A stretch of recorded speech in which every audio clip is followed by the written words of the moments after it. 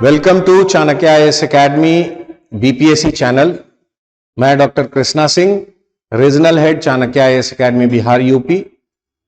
12 फरवरी को होने जा रहे बीपीएससी की पीटी परीक्षा के संदर्भ में अंतिम समय में तैयारी कैसे की जाए, इस पे चर्चा करने आया हूं। स्टूडेंट्स, आपने देखा होगा कि बीपीएससी की जो ये परीक्षा आयोजित हो रही है, इसमें पहली बार एक बड़ा परिवर्तन किया गया और यह परिवर्तन है नेगेटिव मार्किंग को लाया गया। तो नेगेटिव मार्किंग के साथ अब इस परीक्षा में हमें जाना है और उसके लिए हमें थोड़ी तैयारी जरूर कर लेनी चाहिए, जिससे कि हम सबसे ज्यादा कंफर्टेबल पोजीशन में आ सकें और अपना बेहतर परफॉर्मेंस दे सकें। तो इस संदर्भ में मेरी सलाह है आप विद्यार्थियों से कि आप अभी से 7 दिन और समय बचे हैं। आज 4 को हम लोग बात कर रहे हैं, 4 फरवरी को, और 12 फरवरी को परीक्षा आयोजित होने जा रही है। तो 7 दिन का जो ये समय है, इसको कैसे हम यूटिलाइज करें जिससे कि हम बेहतर से बेहतरीन परीक्षा दे सकें, परीक्षा भवन में हमारा प्रदर्शन बेहतर हो सके। तो इस संदर्भ में कुछ बातें मैं आप सबों से शेयर करना चाहता हूं, जिसमें से एक पहली बात है कि आप अपना स्वतः मूल्यांकन इस नेगेटिव मार्किंग के आधार पर जरूर कर लें। और स्वतः मूल्यांकन का अर्थ यह है कि इस 7 दिन में कम से कम 5-7 प्रैक्टिस सेट आपको बनाना चाहिए।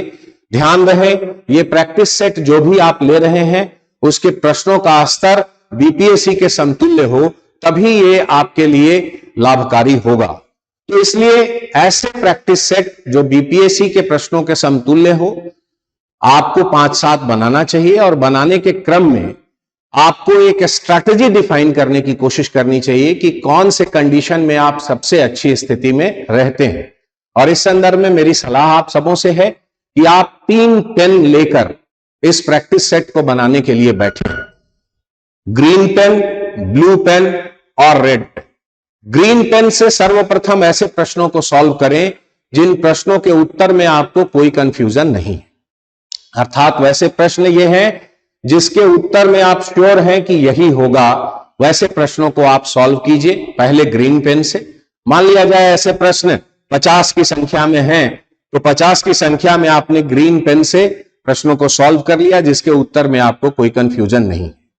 दूसरे ऐसे प्रश्न होते हैं जिसमें आपको 2 ऑप्शंस में कंफ्यूजन हो रहे हैं, ऐसे प्रश्नों को आप ब्लू पेन से सॉल्व करें। और मान लिया जाए कि ऐसे प्रश्न भी 50 हो गए, तो अब बचे 50 प्रश्न जिसके उत्तर आप नहीं जानते। ऐसे प्रश्नों को आप रेड पेन से सॉल्व करें। और जब इन तीनों पेन से आप प्रश्नों को सॉल्व करते हैं तो तीनों कलर का अलग अलग मूल्यांकन करें, नंबर निकालें कि कितना नंबर आपको प्राप्त होता है। ऑब्वियसली पहले श्रेणी में जिसमें ग्रीन पेन है उसमें आपकी गलती की गुंजाइश बहुत ही कम है, एक आधी गलती शायद हो सकती है, वो सिली मिस्टेक्स के आधार पर होंगे। दूसरे प्रकार के प्रश्नों में थोड़ी गलती होगी लेकिन फिर भी आप अच्छी स्थिति में होंगे। और तीसरे प्रकार के जो प्रश्न हैं जिनको आप जानते ही नहीं हैं, वैसे प्रश्नों में आपको ज्यादा गलतियां होंगी। ध्यान रखने की जरूरत यह है कि क्या रेड पेन से जो प्रश्न हमने बनाए, अर्थात जिनके उत्तर हमें पता नहीं थे, उनको जब हमने बनाया तो क्या हम पॉजिटिव रहते हैं या नेगेटिव में चले जाते।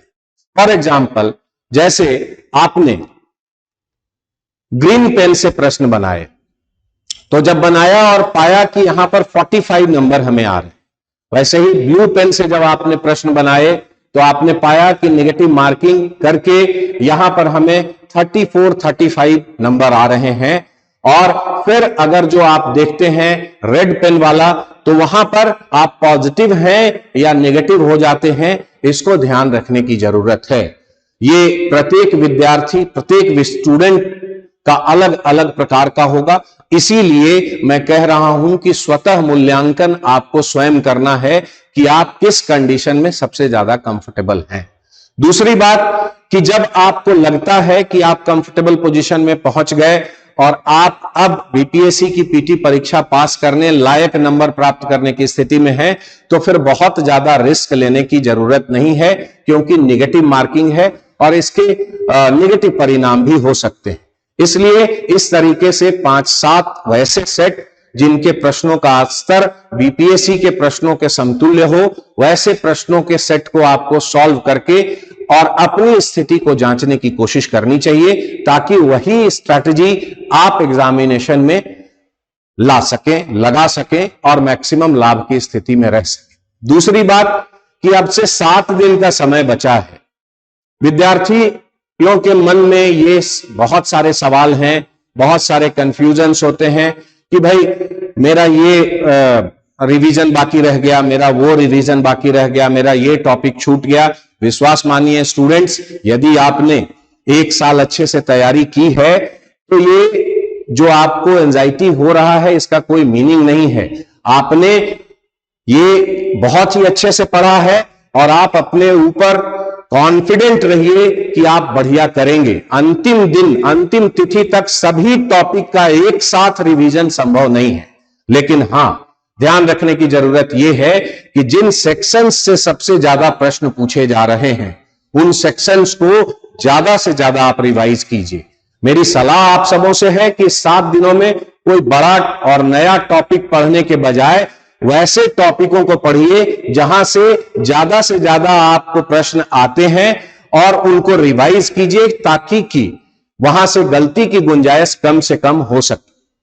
तो इस स्थिति में आप बिल्कुल भी घबराए नहीं, चूंकि आपने पूरे साल बहुत अच्छे से तैयारी की है और परीक्षा भवन में आप जरूर बेहतर प्रदर्शन करेंगे। इसलिए रिवीजन पर ज्यादा से ज्यादा फोकस कीजिए। कोई नए बड़े टॉपिक को तो एटलीस्ट मत ही उठाइए, ये मेरा सजेशन रहेगा आप सबों से। हां, कुछ लगता है कि एक आध चैप्टर पढ़ने से मेरी स्थिति कुछ बेहतर हो सकती है, नया पढ़ने से मेरी स्थिति कुछ बेहतर हो सकती है, तो उसको आप पढ़ सकते हैं। बिहार स्पेशल पे ध्यान दीजिए, करंट अफेयर्स पे ध्यान दीजिए और इस तरीके से अपने परीक्षा को अंतिम रूप दीजिए। दूसरी स्थिति है परीक्षा की तिथि के दिन आप क्या करें।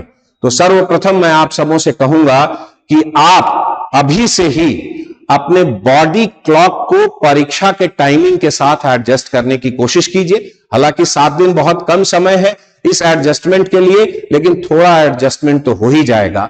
अर्थात 12 बजे से 2 बजे के बीच जब आपका परीक्षा 12 फरवरी को आयोजित होगी, उस टाइम पर आप टेबल कुर्सी पर बैठकर अभी से पढ़ने की आदत डाल दीजिए। प्रैक्टिस सेट बनाना है प्रैक्टिस सेट बना लीजिए, रिवीजन करना है रिवीजन कर लीजिए, लेकिन उस 2 घंटे के समय में बिल्कुल बैठकर करने की कोशिश कीजिए, पढ़ने की कोशिश कीजिए, जिससे उस पर्टिकुलर टाइम पर आपका शरीर और मस्तिष्क उसी काम को करने का आदी हो सके और कंसंट्रेशन लेवल आपका बढ़ सके। परीक्षा भवन में निसंदेह समय पूर्व पहुंचिए। एक तो आयोग ने भी आपसे 2-2.5 घंटा पहले पहुंचने की बात कही है। दूसरी तरफ ऐसे भी आपको यह ध्यान रखना चाहिए कि बहुत सारे विद्यार्थियों का सेंटर ऐसे जगहों पर होगा जिस शहर को वो नहीं जानते हैं या पहले गए नहीं हैं। तो ऐसी स्थिति में परीक्षा भवन में समय पूर्व पहुंचने की कोशिश कीजिए, ताकि अंतिम समय में कहीं जाम में फंस गए या इस तरीके की स्थिति में घबराहट, एंजाइटी हावी ना हो जाए। परीक्षा भवन में जब आप पहुंचते हैं तो आपको OMR शीट पहले मिलता है, जिसमें आपको अपनी व्यक्तिगत जानकारी डालनी होती है। तो व्यक्तिगत जानकारी जब आप डालें तो बहुत ही सावधानी पूर्वक डालें, जिसमें कि गलती की कोई गुंजाइश ना रहे। यहां पर आयोग ने क्लियरली मेंशन किया है कि ब्लू या ब्लैक पेन से आपको OMR शीट में एंट्री करनी है, सिर्फ एक कलर के पेन से। तो उसको आपको ध्यान रखना है और उसी कलर के पेन से आपको OMR में एंट्री डालनी है। जब प्रश्न पत्र आपको मिलते हैं तो प्रश्नों को बहुत ही अच्छे से पढ़िए, ध्यान से पढ़िए बिल्कुल, और प्रश्नों को पढ़कर निष्कर्ष मत निकालिए कि इस प्रश्न को हम जानते हैं या नहीं जानते। प्रश्नों को पढ़ने के साथ साथ उसके सारे विकल्पों को बहुत सावधानी पूर्वक पढ़ें और तब निष्कर्ष पर पहुंचे कि इस प्रश्न का उत्तर आप जानते हैं या नहीं। स्टूडेंट्स, लगभग 5-7 प्रश्न ऐसे होते हैं जिसमें कि प्रश्न पढ़ने पर तो हमें उत्तर नहीं पता चल पाता, लेकिन जब उसके ऑप्शंस में हम जाते हैं तो हम उत्तर निकाल सकने की स्थिति में होते। इसलिए प्रत्येक विद्यार्थी को मेरी यह सलाह है कि आप प्रश्नों को पढ़ें, उसके 5 ऑप्शंस को पढ़ें, तब निष्कर्ष पर पहुंचे कि आपको यह प्रश्न आता है, करना है या नहीं करना। तो इस स्थिति में आप प्रश्न को बहुत सावधानी पूर्वक पढ़ें। इसके बाद प्रश्नों में जो भी आपने उत्तर निर्धारित किया उसकी एंट्री ओएमआर शीट में आप बड़े सावधानी पूर्वक करें। 3 प्रकार से विद्यार्थी जनरली ओएमआर में अपने आंसर्स की एंट्री करते हैं। पहला प्रकार होता है कि एक प्रश्न बनाया और उसकी एंट्री कर दी। दूसरा प्रकार होता है कि सारे प्रश्न को बना लिया और फिर अंतिम समय में एंट्री करनी है और आप करते हैं। और तीसरी स्थिति ऐसी होती है कि एक पेज को बनाया, एक पेज में मान लिया जाए 5-7 प्रश्न हैं, उसको बनाया, फिर उसको ध्यान से दोबारा पढ़ लिया और पढ़ के फिर एंट्री की। मेरे ख्याल से तीसरा कंडीशन सबसे ज्यादा श्रेयस्कर होगा, क्योंकि पहले कंडीशन में आपको जब आपने एक प्रश्न को सॉल्व किया और उसकी एंट्री कर दी पेन से, तो फिर उसको सुधार की गुंजाइश नहीं है। और दूसरे कंडीशन में जब आपने पूरे प्रश्नों को एक साथ सॉल्व किया और अब आप जब एंट्री कर रहे हैं, तो अंतिम समय में हो सकता है कि कई बार समय का भी अभाव हो जाए, और वैसी स्थिति में जल्दबाजी में जब आप एंट्री करते हैं तो कुछ प्रश्न गलत हो सकते हैं। इसलिए मेरी सलाह आप सबों से है कि आप लोग एक पेज के प्रश्न को बनाएं, उसको एक बार चेक कर लें और उसकी एंट्री करते जाएं। वो सबसे अच्छी स्थिति आपके लिए हो सकती है। ऐसे प्रत्येक विद्यार्थी का ये अलग अलग होगा। मेरे हिसाब से ये स्थिति ज्यादा अच्छी होगी, क्योंकि आपको घड़ी लेकर जाना अलाउड नहीं है सेंटर में अंदर। हो सकता है सेंटर में अंदर घड़ी हो नहीं, अगर जो होती है तो भी आपको ये अंदाजा रखना होगा कि 2 घंटा कैसे गुजर रहा है, ताकि सभी प्रश्नों पर समभाव से आप निर्णय ले सके और उसका उत्तर सही दे सके। दूसरी बात, जब आप प्रश्न सॉल्व कर रहे होते हैं तो कई प्रश्न ऐसे होते हैं स्टूडेंट्स कि जब आप उसके प्रश्न में फंस जाते हैं, उस प्रश्न में फंस जाते हैं, उसके उत्तर में फंस जाते हैं, और वो कई बार लंबा समय ले लेता है। मैथ्स के प्रश्नों में, अर्थमेटिक के प्रश्नों में कई बार लोगों को ज्यादा समय लग जाता है। मेरी आपसे सलाह है कि एक प्रश्न पर बहुत ज्यादा समय ना गंवाएं, बल्कि उसको घेर कर आगे बढ़ जाएं, और जब आप सारे प्रश्न को सॉल्व कर लें तो फिर पुनः लौट कर आए, यदि आपके पास समय बचा है तो, कि आपने जिन प्रश्नों को घेर कर छोड़ा है उस पर निर्णय लें कि इसको मैं कर सकता हूं, कर रहा हूं या नहीं कर रहा हूं, या इसका एप्रोप्रिएट आंसर क्या है।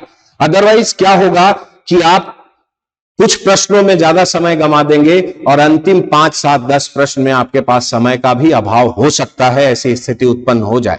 अर्थात मेरी आपसे यह सलाह है कि प्रत्येक प्रश्न को ध्यानपूर्वक पढ़ें, 5 ऑप्शन को पढ़कर उत्तर का निर्णय लें और सभी प्रश्नों को समभाव से, एक समान दृष्टि से, मतलब ज्यादा समय ना लेकर, कम समय भी ना देकर, बहुत ही अच्छे से उसको सॉल्व करें। यह स्थिति आपके लिए बहुत अच्छी होगी। इन छोटी छोटी सी चीजों को यदि आप ध्यान में रखेंगे तो संभवतः परीक्षा भवन में आपका प्रदर्शन सबसे बढ़िया होगा, बेहतर होगा और आप सफलता को प्राप्त कर सकें। भावी परीक्षा अर्थात 12 फरवरी के लिए ढेर सारी शुभकामनाएं कि आप बहुत बढ़िया करें और पीटी पास कर मेंस की तैयारी में जुट जाएं। धन्यवाद।